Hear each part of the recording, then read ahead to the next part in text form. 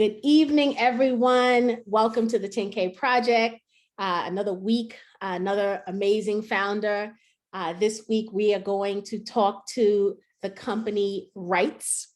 It is an amazing social justice platform, and the CEO and founder, Wael, will be talking to us about it. So super excited for you guys to hear about this campaign. And I'll share with you guys a little later, this campaign absolutely touched my spirit because he is solving a problem that my family has personally experienced. And I'll share a little bit about that. And I'm sure I'm not alone as we get to talking about what this, what the business model is. I want to thank you all for joining. I know it's Thanksgiving week, and so we appreciate each and every one of you that have taken the time out to come hang out with us. And we're just super excited to share this campaign. I am going to share my screen and just go over the campaign. It's on WeFunder. This campaign is still in testing the waters. So for anyone that's new to the 10K Project pitches, testing the water means that this company has not yet filed their Form C, but they're doing just that. They're testing the waters to see if the campaign can get the momentum that it needs to be successful. And then once they make that determination, they will complete their Form C, and then you'll be able to invest outright. Currently, if you are interested in what you see this evening, when you hit this invest button, you'll actually be investing or reserving your spot to invest, right? So we know that campaigns have minimums that they have to raise. Many of them also have maximums, right? Based on some of the audited financials that they may provide, that maximum raise can vary. And so the reservation is important because it puts you at the front of the line when the Form C is filed, right? So this is another one of those situations where I say to you, if you're interested, you need to respond, right? You need to activate, you need to do something, because the campaign could reach its financial goals and then you won't be able to invest. So just keep that in mind, because the Form C is not filed. If you hit this invest button, you're really reserving your space in line, okay? And then what happens is once the Form C is filed, we typically get an email that says, Form C is now filed. Please go in and reconfirm your investment. That's typically how the process goes. And when you get that email, you want to respond timely, right? So that you don't lose your space, okay? And so this campaign is a future equity play. You'll see in the presentation that Wael and his team are going to present all of the details of the campaign, but you guys know I tell you all the time, take the time, go through the campaign page. A lot of good information out here, and you want to make sure you're looking at it and you're taking it all in. Obviously tonight you can ask any question that you want to. If after this evening is over, you start to think of additional questions, this ask a question section is a section you guys know I talk about all the time. I love to go here and see what questions people have asked, right? And what answers the founders have provided, right? So you want to make sure you come in here and you look at that. Okay. All right. So with that, I am going to stop sharing.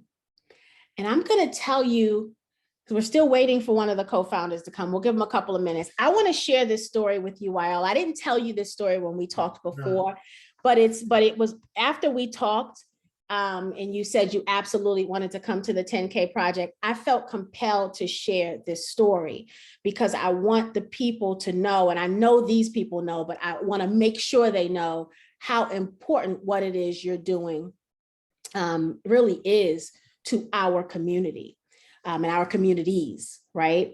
And so I have a son. My son just turned 36 2 weeks ago. And When he was 19 in college, so we've got two incidences. When he was 19 in college, he was out on campus and hanging out with his friends like people on campus do, right? And there was a noise complaint. Police were called and they came in hot and heavy, as they sometimes do, unnecessarily, right? Because again, college campus, bunch of young people, they're gonna be a little rowdy because that's what young people do on college campuses, right? It's not like they were in some, fancy neighborhood being rowdy. They were on campus. And cops came in hot.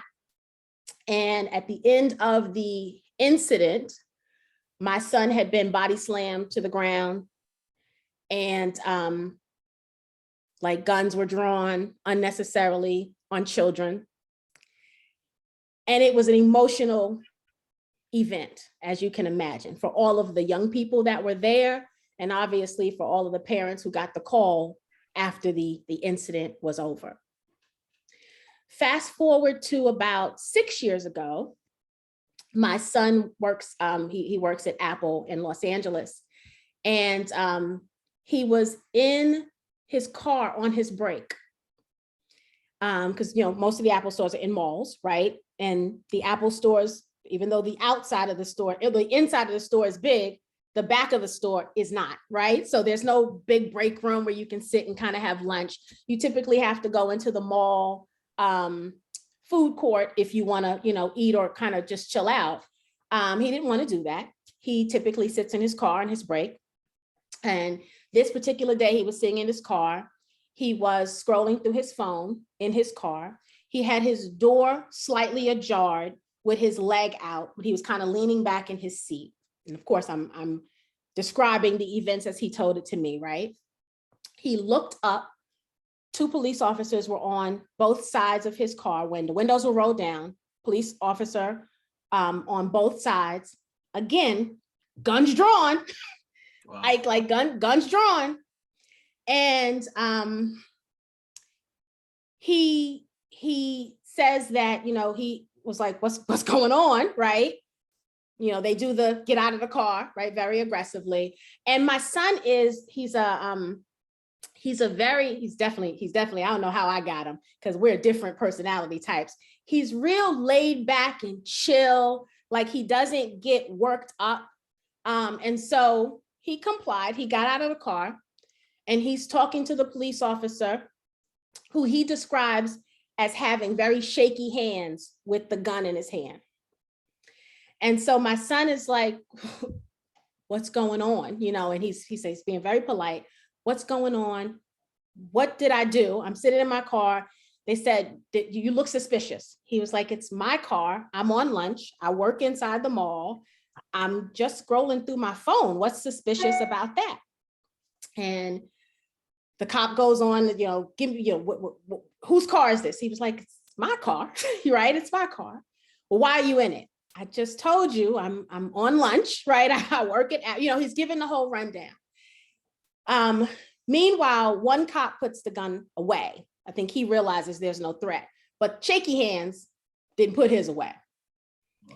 And so this event goes on, my son says, felt like forever, but he realized it was only about 12 minutes from the time he recalls looking at the phone, right, to see how much time he had left in his break to when this all started. So he said he feels like it was about 12 minutes in real time, but obviously for him, it felt like it went on much longer.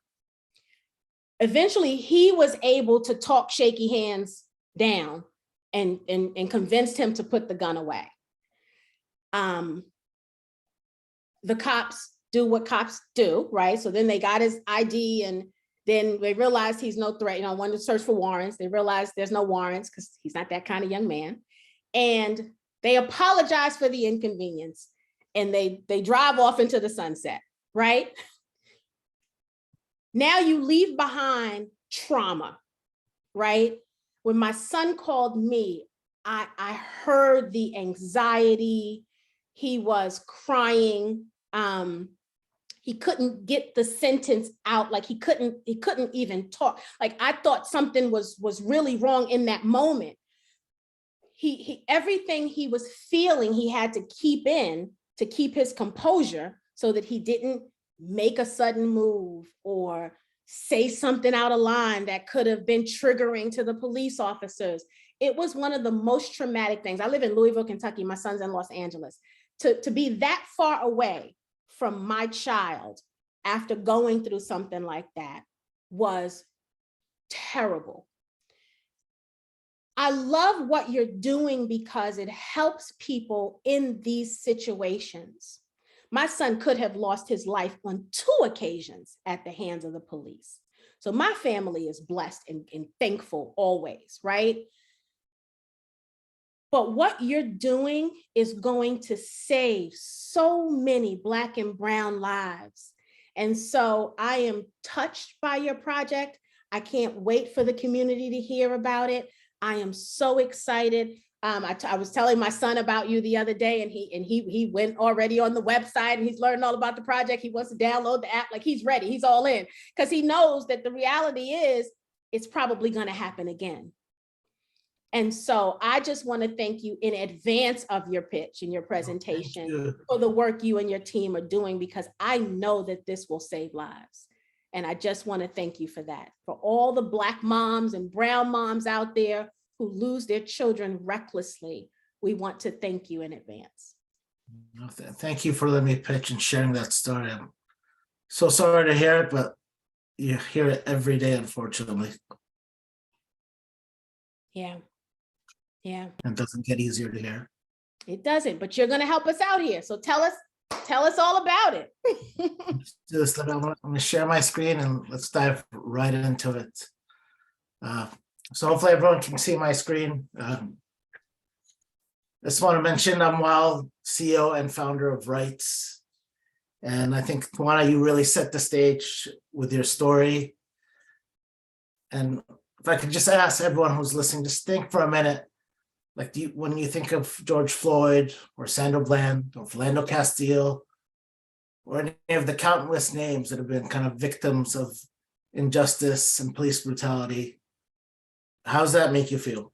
Do you feel afraid, angry, confused?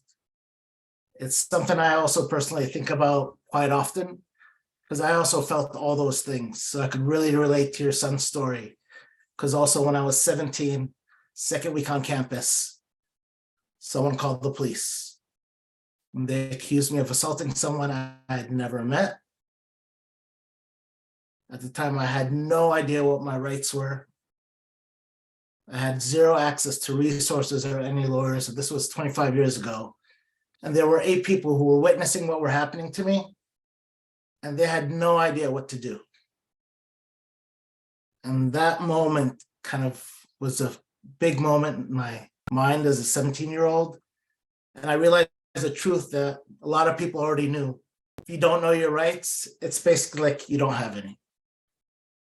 And 25 years later, it really struck me that the same problem was still there. People don't know their rights. And even when they do, they don't feel safe asserting them. And that's when I decided, after 25 years, having a career in banking, working for a couple of Fortune 500 companies, I ended up selling my house and spending full time working on rights. And it's something that I'm very passionate about, but I also think it's a problem that can be solved, or at least helped with technology. And we want to be the people to do that. Rights is a combination of 2 words, rights as in your civil rights, and I as in bearing eyewitness to injustice and holding them accountable. So let me talk about how the platform works. We spent over a year just talking with organizations. We visited civil rights leaders. I did an excursion to South Africa where I worked with the Desmond Tutu Foundation on a project just to learn about rights and injustice issues as much as we could. And then we started building our platform. We integrated in our platform smart resources to help people know their rights. That means if you're in a specific state in a situation, you can learn your rights quickly and easily. Then we built in micro-learning and gamification to encourage people to keep learning their rights. And especially if you have a young one going to school or university, this is a really good way to keep them engaged before something bad ever happens. And finally, we've built these interactive communities for our partners. Think about community watch programs, civil rights organizations, where they can plug into our platform and use the data so they can advocate for better policies and laws and support the people that are on our platform. So, for example, if rights existed when I had my incident, then I would have known my rights before the incident happened, and I wouldn't have signed a document with a statement without a lawyer present. And the 8 people that were there, they would have been able to document what was happening, and they would have known there's an organization in New York called Good Call that provides free lawyers for people that are arrested. And finally, after a situation happened, I would have been able to advocate for myself or others by joining campaigns and creating them myself on the platform.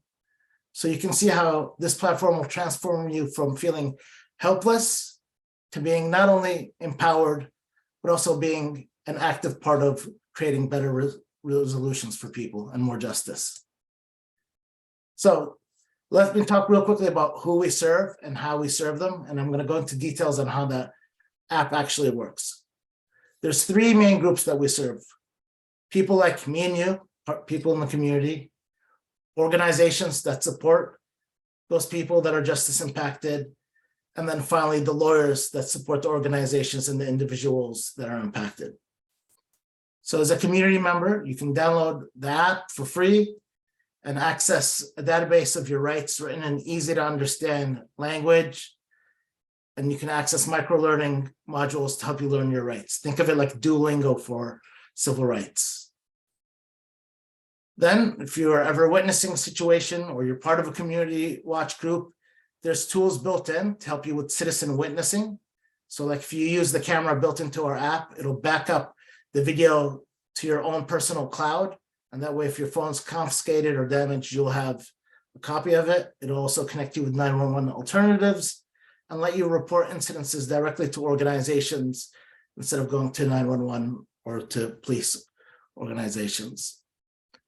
Then, through action campaigns that are gamified, we've created a really simple way for you to help with digital activism. So for example, if you wanted to send a letter to your state representative because you felt someone was unjustly harmed, with one click of a button, it'll pre-populate an email for you, explain to you why you're sending it. And so you can just click one button, and just like that, you've done an actual tangible piece of work that can result in a positive outcome. And finally, to keep you engaged, the organizations that join us as members get pages. Think of these of like Facebook pages, except without algorithms that are tracking your data, without the noise of having people come in from all different sides. It's very focused and clean space for you to talk and engage with your organizations. The second group we serve are the actual organizations themselves. So think of Community Watch, ACLUs, National Organization of Women, all these types of civil rights and justice organizations. They get access to a dashboard that we're building out where they can actually add community resources directly to their members that are following their page. Their members can directly report incidents to them. And then the platform allows them to collect that data, and it creates insights that they could use to go advocate for better policies or laws, or provide evidence to a mayor or city council of an existing problem that's happening. This basically allows them to kind of supercharge their impact. And finally, the third individuals that we serve are lawyers. The way lawyers engage with our platform is through our justice marketplace. Basically, inside the platform, they can become members, or they get listed on the platform.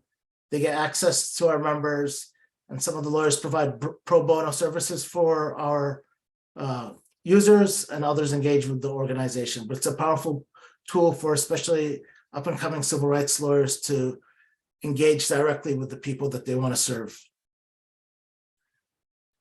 Now the hard part, how do we make money while at the same time staying true to our values, creating impact, and focusing on justice? It was really important for us to keep the platform relatively free for all users. So we intend to keep the download free. What we're working on based on some feedback is having some more advanced micro-learning modules or tools that are more advanced for community watching, like offline mode and other things that might be part of like a pro features package. And then we currently have an agreement with Total Attorneys, who are part of the largest lawyer listing network in the country, that you can go into the app and live chat to ask like for help with a lawyer. Whenever they connect you to a lawyer, whether it's a pro bono lawyer or paid lawyer, even if they give you a free consultation, we generate $15, between 12 to 15 as a referral fee. And then for organizations, the platform that I just showed you previously, there's a free version where they can get on, build their community. And once they want those data analytics, they'd pay for using the AI to generate that data. And finally, the lawyers, when they become members, we can build them custom websites. Our app integrates right into that website. They get to advertise within our app and they become part of our partner network. And that represents the full spectrum of the business model. So here's the exciting part and something that kind of blew my mind. Did you know there's actually more lawyers than doctors, which is insane. There's about 1.35 million lawyers, and lawyers are growing faster than physicians. So it's a sign of our times, but it also means that there's a big market. And even out of that, those 1.35 million, if you take out all the people that are corporate lawyers, entertainment lawyers, public defenders that wouldn't necessarily be on our platform, there's still about 450,000 lawyers that would be right within our target market. There's 55 million justice impacted people that are directly impacted. And if you add their family members to that and other community members, you could do the math and you understand how big the market is for people that need this type of solution. And finally, there's over 40,000 organizations that have spent about 65 billion last year on issues related to the ones we're working on. So it's a big market. So how do we capture this market and how do we monetize it? Well, let me start with how we get members. First, we partner with the organizations. They introduce us to their members because they love what we're doing and we're providing value to them and to their lawyers. Their members become our first users and their family and friends become our first members of our community. The lawyers become our first client, and just like that, we've now launched in the market. And so this is a model that we can repeat in different markets. And once we've established, then we can use our marketing channels to grow that. So we do that by partnering with organizations. We're in the process of putting together a college ambassador program and other partnerships to grow each market that we expand into. So how do we make revenue? Well, lawyers pay between $100 to $500 to be on the platform. We're assuming on average, a lawyer spends about $200, $216 on our platform.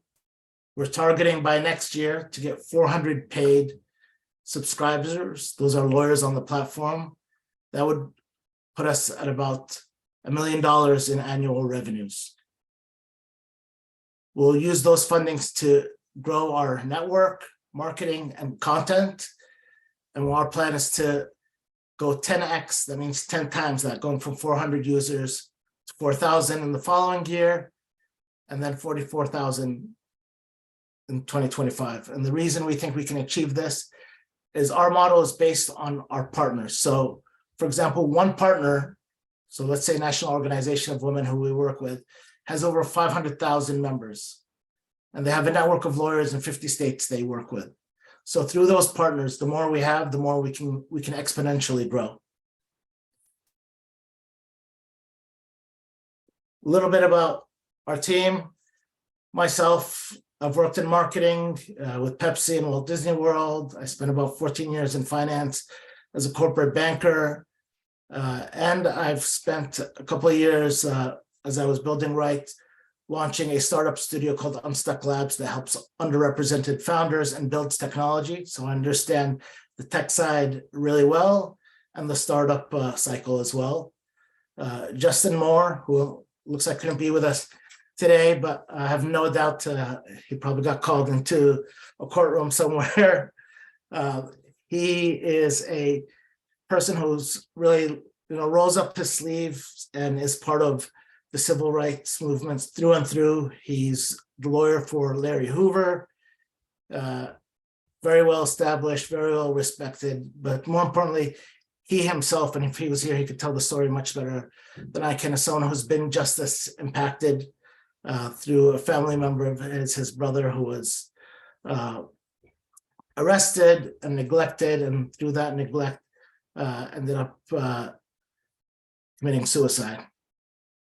And so that was a big loss, and that actually convinced Justin to completely change his career from being a corporate lawyer to being a civil rights attorney.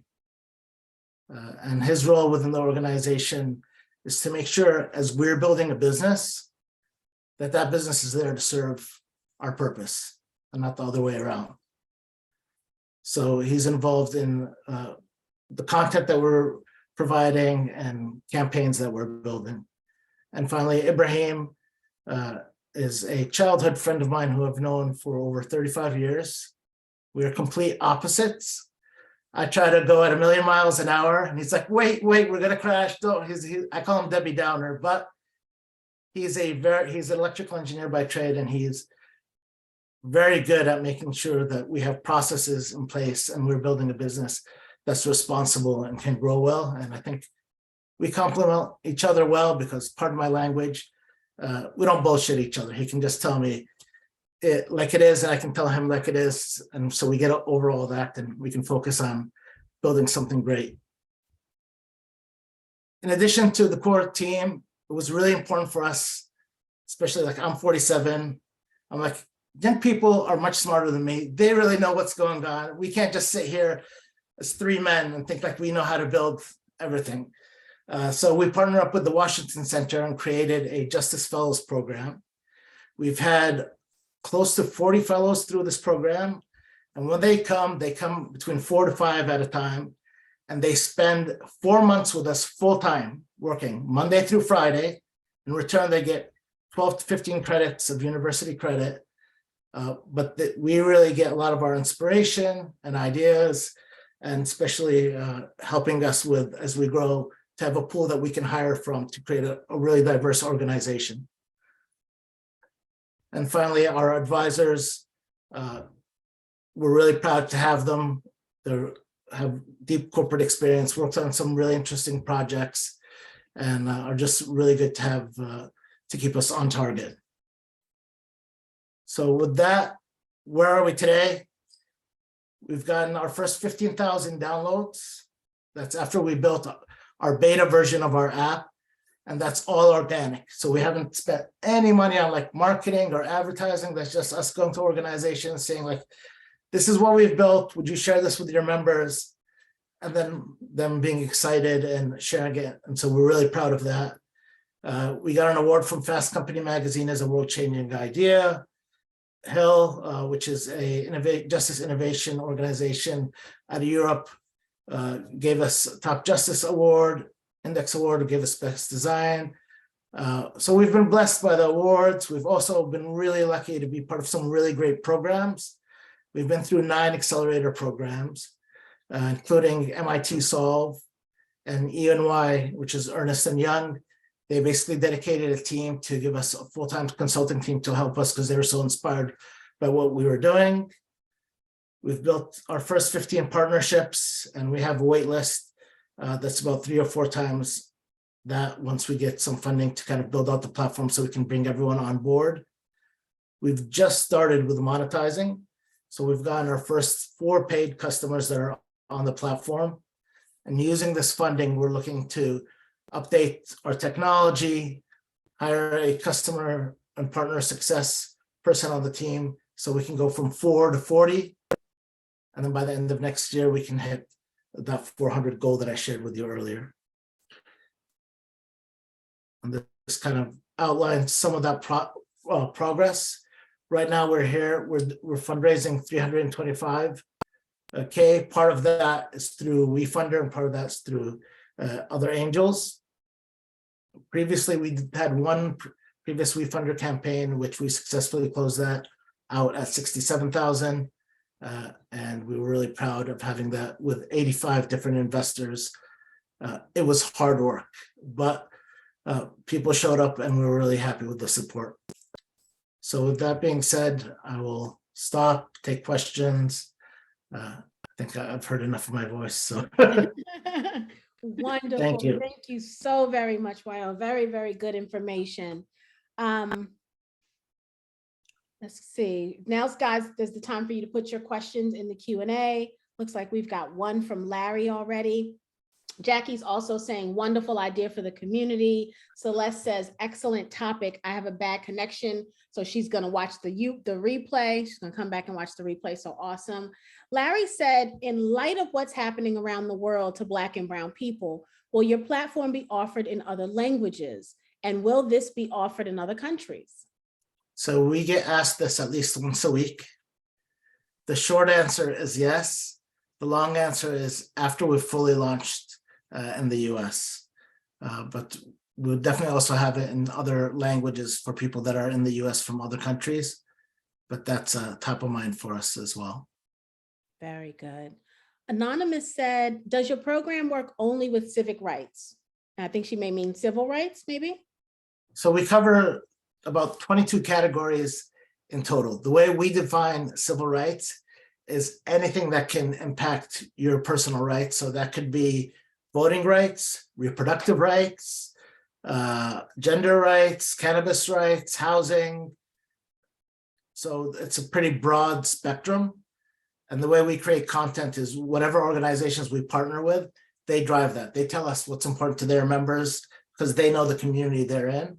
And then we start building more content around it. Very good. Tell us what some examples are of the type of education that's provided. So you're teaching people their rights, but tell us a little bit more about what that entails. Yeah, so for example, let's say, let me take an immigration situation. Someone might regularly have someone knock on the door and they say, okay, it's immigration, we want to come in. In a normal circumstance, they might just open the door or just say no, but they don't really know. They're kind of guessing their rights, which is causing panic and uncertainty. And then that appears rightly or not rightly to the other person, like resistance or whatever excuse it's giving them. It's escalating the situation. But if you have rights, then you would look at it and you would know, oh, they need a warrant. So you're going to say, do you have a warrant? And they're going to say yes. And then it's going to say like, okay, show us the warrant. They'll show you the warrant. Then you're also going to know, is it signed by a judge or not? So you can ask them, is this signed by a judge? And if it's not, then it's just a memo from the office. It has no bearing. And then the app will tell you, if they decide to search you anyway, don't resist, because later tell your lawyer, this, make note of what happened. Then that makes you calm, like, okay, they're violating my rights, but at least I know I have a pathway to justice, right? So that's one example of like how you can educate yourself in a situation and very specific information that's going to empower you to like take a different course of action. Right. Nice. Very, very good. Good example as well. So you've got 15,000 downloads, right? And tell me again how many lawyers you have in the network already? Paid lawyers, I have 4 that are paying on there. But through our partnership with Total Attorneys, we have lawyers in all over the country that people can access. Nice. But So as we go ahead. Yeah, as we start growing, we'll start bringing on lawyers in each market that are specifically from our network as well. So in addition to investors, you need users, right? So as we're Yes. telling all of our family and friends and nieces and nephews and everyone we know about this, we're recommending they download, right? And so we'll be sure when we post on the social platforms that we'll have some posts dedicated to the download in addition to the investment, because it's important that as many people are users of this amazing app as possible. So that's good. Anonymous says, what's your minimum investment? You said uses would be free. Do we have a minimum to maximum uses? So 2 different questions. So what the minimum investment on the WeFunder is how much? $100. $100, right? Okay. And it said, you said users would be free. Do we have a minimum to maximum user? I'm not sure I understand the question, I'm gonna Anonymous. take that to mean like, can I use the app unlimited amount of times for free or? Okay, So accessing the rights content, alternatives to 911, the camera and the community, that's all open, 100% free, unlimited access. okay, The only time users will pay is later on in the next phase when we start creating more advanced modules like micro learning modules and some more advanced tools for like community cop watchers and or organizations like that. But as far as the individual, it's really important for us to not put the burden or any barrier on the individual to get access to the platform. good, very good. Calvin said, do you have any concerns in regards to how politics may impact this initiative? Always, because politics, you can't get away as much as like we try to say like, I don't want to hear about the politics, let's focus on the issues. They're there. But part of what we're doing by creating a curated community, like all our partners have to be vetted by us to be on the platform, is to try and control that. So we're focusing more on solving the issues than debating political problems.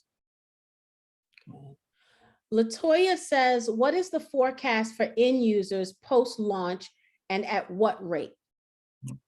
So right now we're at the 15,000 end users. The goal is in the next 6 months to grow that to 40,000 users. And then by the end of next year to hit 100,000 users that are on the platform. So by the end of first half of next year. Okay. And then 500,000 by like the beginning of 2024. Good. Latoya said, will it remain free or become subscription-based? The rights section and all those sections for users will remain free because the way that we've designed it is to monetize it through the lawyers. And the lawyers have a couple of things going for them. One, they have the funds. They already spend money on digital marketing. And there's not many places where they can advertise because it's a very highly regulated industry. So once usually we talk to them, they can see value in this platform quite quickly, and it's an easier sell and easier way to monetize than going to hundreds of thousands or millions of people and asking them for $4 or $5 at a time. So that we don't plan to do that. Okay. I know you talked about this a little bit with the network that you're affiliated with of attorneys, but Bernard is saying, have you considered connecting with Legal Shield? You know, there are a lot of the legal groups, right? And you said you've connected with the largest or partnered with the largest one. Is there a benefit to also partnering with some of the smaller ones? Yeah, thank you, Bernard, for the question. So we've explored going like through Legal Shield or other like legal service providers. We're open to it. If anyone in this network has someone they can introduce us to, we're ready and willing to have those discussions. So for us, it's just a matter of kind of resources and time on where we focused so far. Very good. Tell us what the funds will be used for that are raised. Yeah, so the funds are going to be used to hire a community success partner. So the reason why we need this community success partner is right now our team is pretty small. So say we onboard the community partners that we have. That means I'm busy onboarding them. Then we need to go and actually build the tech and the content and do everything else in running it. Now I'm not focused on those partners. So we need someone in the organization who's engaged day to day with as a community partner to make sure that we're not losing touch with the organizations. So about that, part of that will go through a hire. Then the second part will go through building out the rest of the app. So the way the app is designed now we call it like an MVP, a minimal viable product, which means it's a beta version. It's not ready to scale fully. So right now, tomorrow, suddenly I got 1 million users.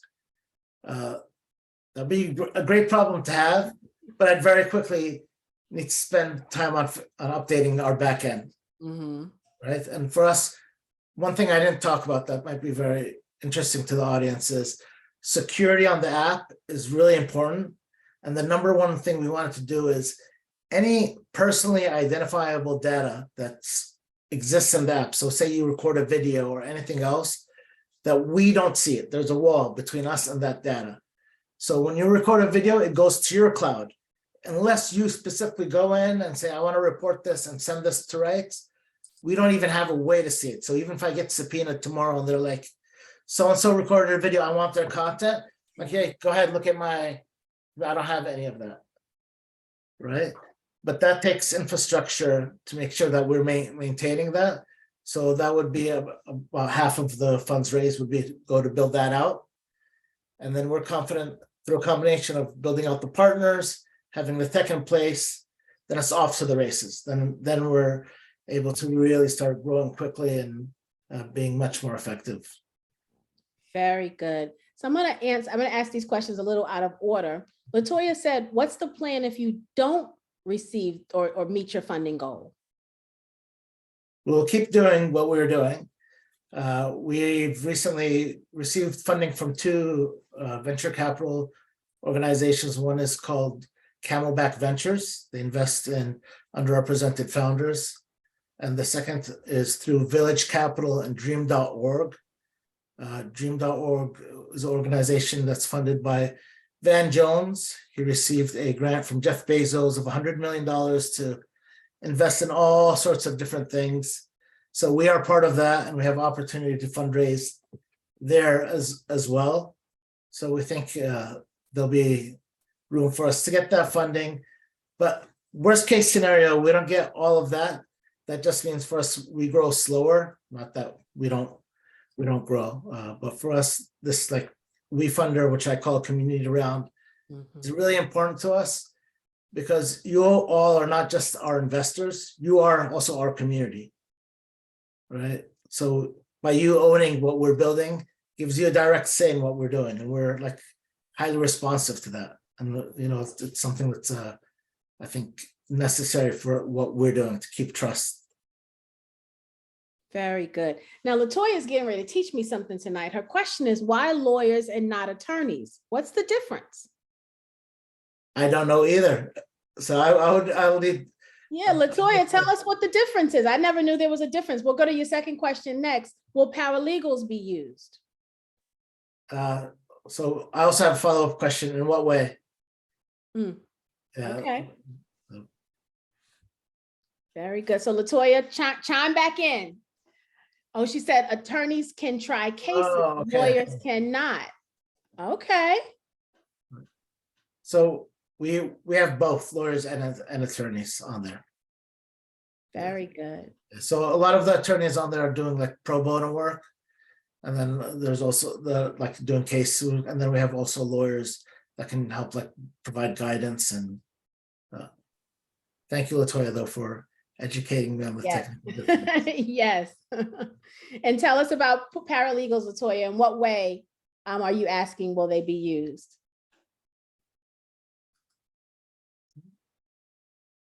The other question I have while we're waiting for Latoya to chime back in is exit plan. What happens to Reyets? Does it go public? Does it get sold? What's the exit plan? So this question, something we've thought about a lot. The space that we're in is called Justice Tech. It's a very new space. Actually, this year, the first organization dedicated to Justice Tech just launched. We were one of the first members in that organization, and they help exclusively educate investors and individuals on like exits and how Justice Tech can work. And there's a great resource. So if you go to Village Capital and you type Justice Tech, you'll see a whole report on possible exits for Justice Tech startups.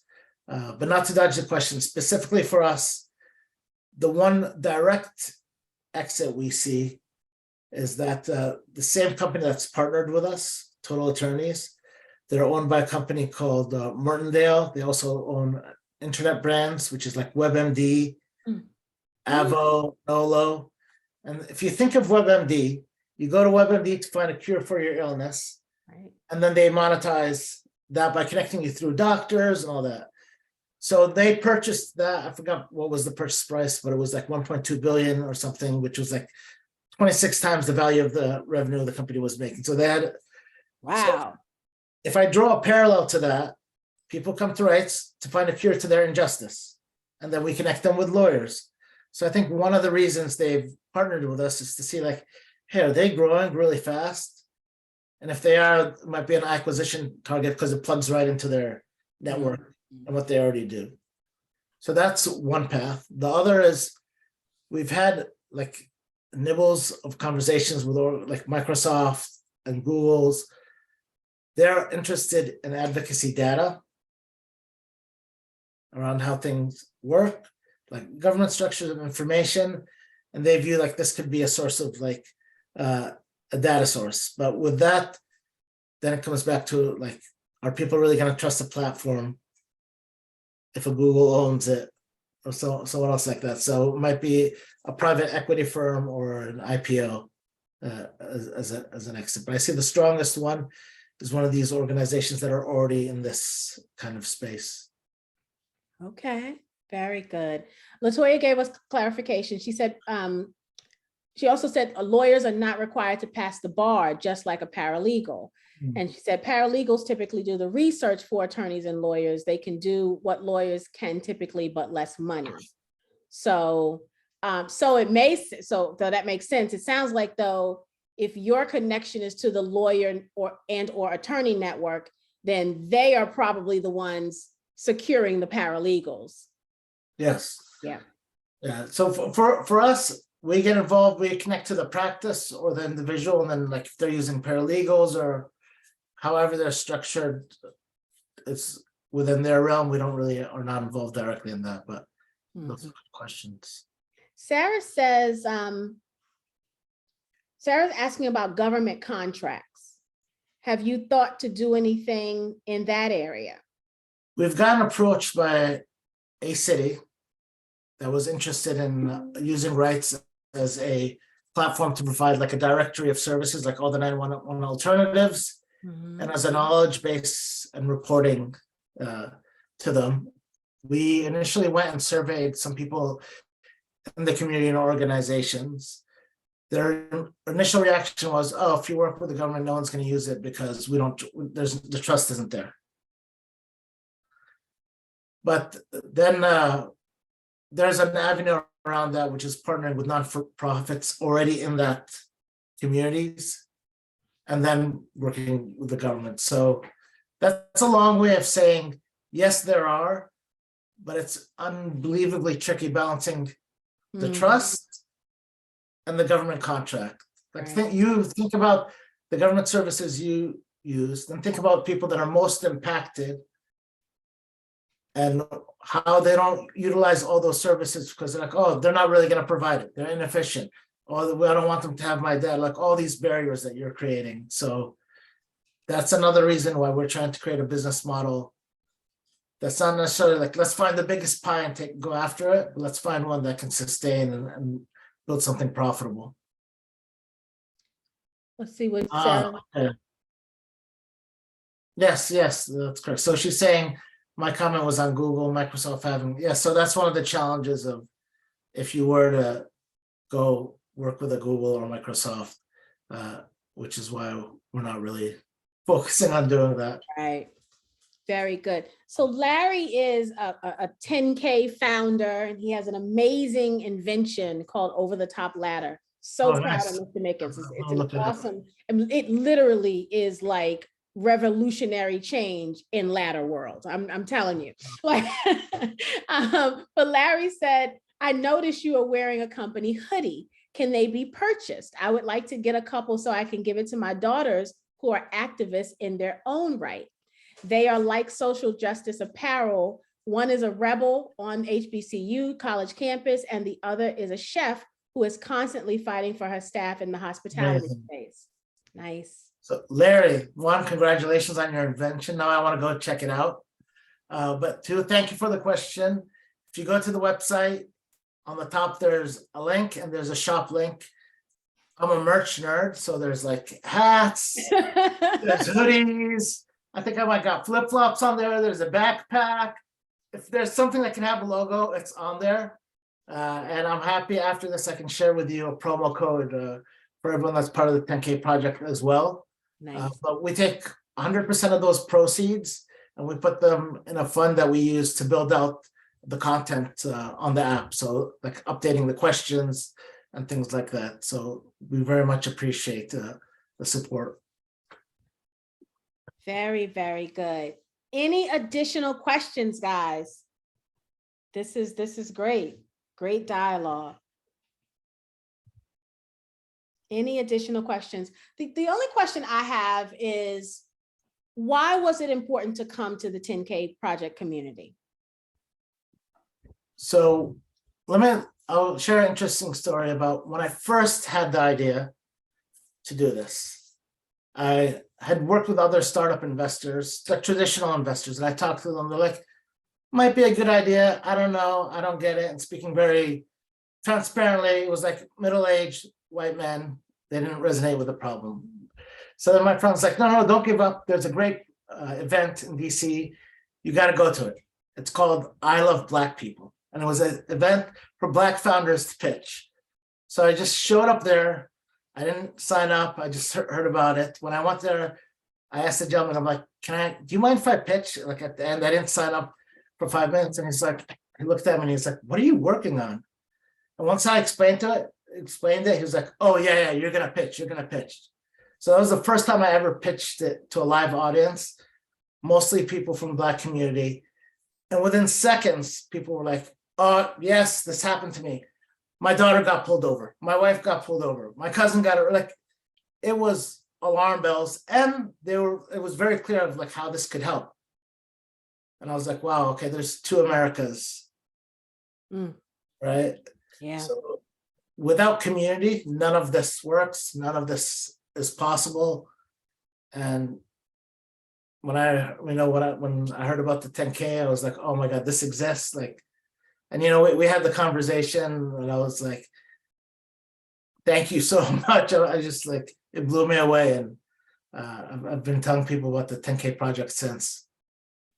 Well, we appreciate you right back. I mean, if founders were not out there creating solutions to change the world and make it better, there would be no America, right? I mean, think about it. And so we are glad that you have fiercely entered into this space, because we know it's not easy, right? We know there are challenges. Not everyone wants justice. And so, some of the hoops that you probably go through as an organization, we appreciate you fighting the good fight on all of our behalves. The first thing I thought of when we were introduced by one of our 10K project members. And the first thing I thought of when I started researching what the campaign was, because I always do my research before my conversations, right? Just to kind of see what's going on. And I thought, like when I first read the campaign page, I lost my breath because I said, think about how many lives this is going to save, right? To be able to have people speak intelligently and factually about their rights, right? We all watch the videos on social media where there's a police interaction and the person is talking about what their rights are. And I know personally, I'm always like, is that true? Like, Really? Right, really? That doesn't sound right. Like, oh, you probably should comply. And so to know now that there is a place where people can get factual information that will save their lives, right? And hopefully de-escalate some of these situations. And so for me, it was a no-brainer to bring you on. It was, and we even, I'll share with the community, we even had a conversation before I knew Justin was a co-founder, right? You said to me, you said, I'm not Black, Tawana. I want to make sure I don't take anyone else's place. You did. That's what you said. You said that's exactly what you said. You said, I don't want to take anybody else's place. I'm not. She said, so you said my co-founder is, but I'm not. I said, the most important thing about what you're doing is you're going to save our babies. You're going to save their lives. And if I've got to explain to my community why you're here, right? That was before I knew, Justin was a co-founder and that meets the criteria, right? I was going to go out on a limb to bring you to this community because this community is behind you 100%. And we want you to succeed. We want you to win. What you're doing is absolutely phenomenal. And we thank you for that. Thank you so much. Just being able to talk to all of you has made my day. That's something I'm definitely be in my mind when I have one of those hard days. And I mean this most sincerely, everyone who sees this video, feel free to reach out and connect. I will individually find the time to connect with you if either you have an idea or you want to connect me to an organization or for anything at all. Again, I'll say the sentence again, without the community, we don't exist. We're nothing, right? So thank you so much, sincerely. Very good. Michael, you're right. Michael said it's God's work. Absolutely. Latoya said, have you considered having ambassadors to represent the application? I'm dying to have ambassadors. I need help in building a good ambassador program. So if anyone has experience with that, I'd love to connect with you. We kind of have an idea of what we think that would look like, but I'd love, there's volunteers, connect with me. I'm down for an ambassador program. Latoya said, I'm open to help with that. You want to put your email in the chat or, yep. Thank you, Latoya. That's wonderful. Let me put my email. I've already learned 3 things from Latoya, so I'm ready. I'm ready to get that help. I think we got to keep her close. Yeah. Oh. Beulah said, will there be regional offices or only through the internet?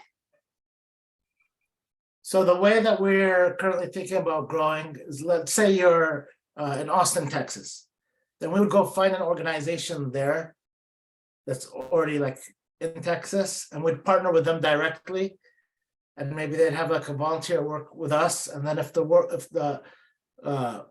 there grew enough, then we would find a person to be the person who covers that region, right? So through partnerships is how we would grow that, but it's just figure out the model that doesn't cost too much to grow across different regions. Very good. Larry said, I worked in child welfare for 30 years, and there are some parents that could use your services. Also, what was the pitch forum you attended in DC? Yeah, it was at this I3 incubator, which is off of Howard University. And it's literally called, if you Google or go to YouTube, type in I Love Black People Pitch DC. There was a huge bus that said I Love Black People going around the country teaching Black boys and girls how to code. And then they had these pitch contests. I think when COVID hit, that co-working space that was hosting that shut down. But if I find it, I'm happy to share it with you as well. And then you can share with the members. Very good. Absolutely. Any additional questions?